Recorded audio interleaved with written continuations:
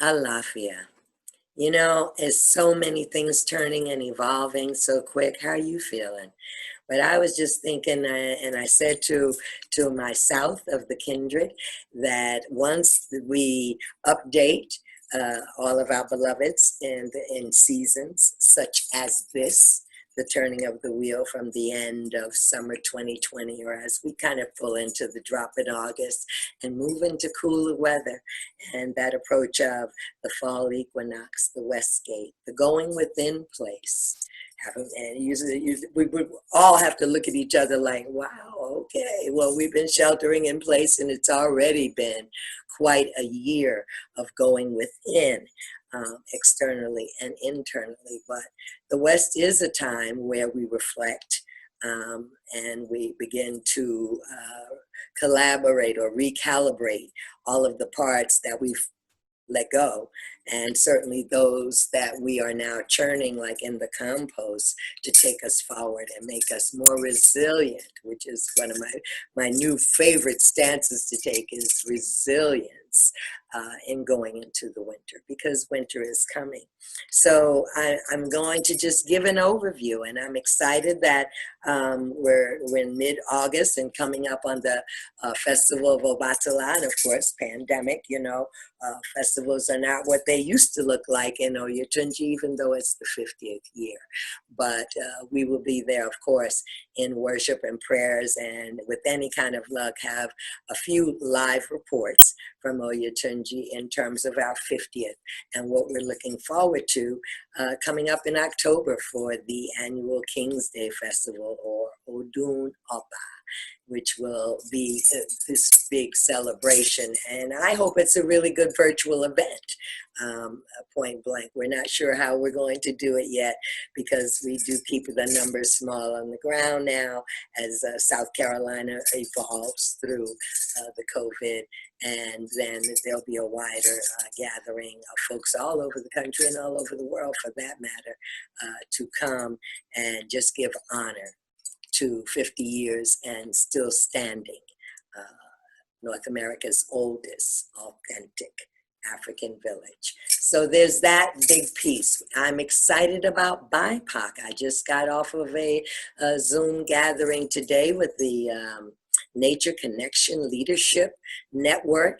And we're going to see, maybe in videos and some promotions coming forward, what this blending and integration now of a wider diversity than has been present in the very privileged and elite communities that do various programs in the woods and rites of passage and own wilderness schools or camps or after school programs, and how using our technology, BIPOC persons, Black or Indigenous people of color, can then bundle their offerings, storytelling, or little activities with children. I do the bottle cap rattles, which I would love to do, and just see how that works out. And we had a little tidbit of this at the beginning of the pandemic, because again, we are the grandmother of 6, and so between the art classes or the different activities, nature classes, if the weather is good and we can be outside on our technology by a fire and just maybe tell, again, campfire stories, or have good talks and really see what is on the minds of our young people. So we're moving in that direction, and it's exciting. At the same time, we have a most fabulous pitch and sizzle prepared from the Wild Darlings, A Song of Freedom film project.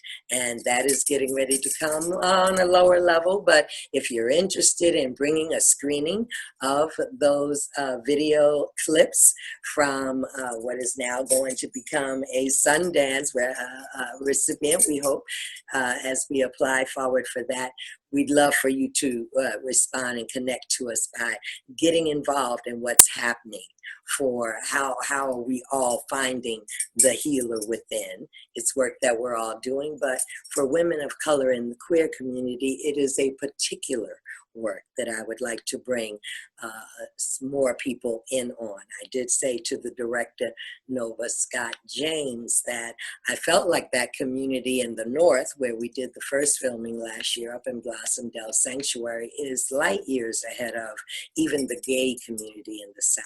That there's a difference, and that this is still a somewhat disenfranchised, and maybe you could even say still in hiding community in the South, and now more than ever, tons of hate crimes and things in these pockets of the house divided that we are hoping to heal.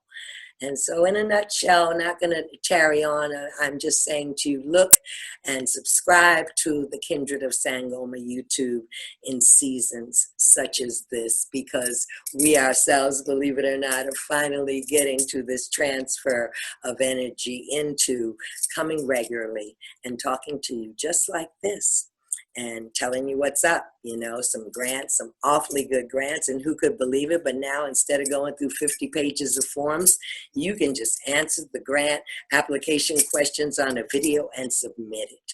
There are so many good things that we need to know and share about how to stay in wellness, what the medicines are that we need to be gathering in our medicine bag toward the winter, the antivirals, and sidestepping. Not everybody's made their decision about the vaccinations and the old flu shots and things like that, and some people might want to know those alternatives. To that end, having said all that, we will say that we are eager and anticipating a few people, anyway, registering with us and taking advantage of the early bird registration, which I believe is almost $100 off for the 8-week season of fall quarter of the Mystic School of Alchemy. And if you're wondering what's being offered, do go to our website, kindredofsangoma.org, and tap on the Mystic School of Alchemy, and there you will see that page. We are on Instagram. That's a new thing. And so check us out, Kindred of Sangoma 9 on Instagram. And I say that because a lot of what I just spoke to you about, we're kind of smart enough. We're getting the hang of Instagram, and it'll go up on a flyer, kind of updating and updating and updating as these things are coming up and passing by. I'm excited. You know, it reminds me of Shakespeare. It was the best of times and it was the worst of times. And walking with a foot in both worlds, that's what it's about now, is balance. And we got this tail end of Virgo, and, you know, as we move through that from Leo to Virgo to Libra. And a real balancing act in our emotional bodies, our mental bodies, our spiritual bodies will get us through this time. It will make us more resilient in the face of adversity. And we have to sail through this. We're the ones we've been waiting for. We're here to do this. We were born to do it. All right. It's good talking to you. We'll see you soon. Peace.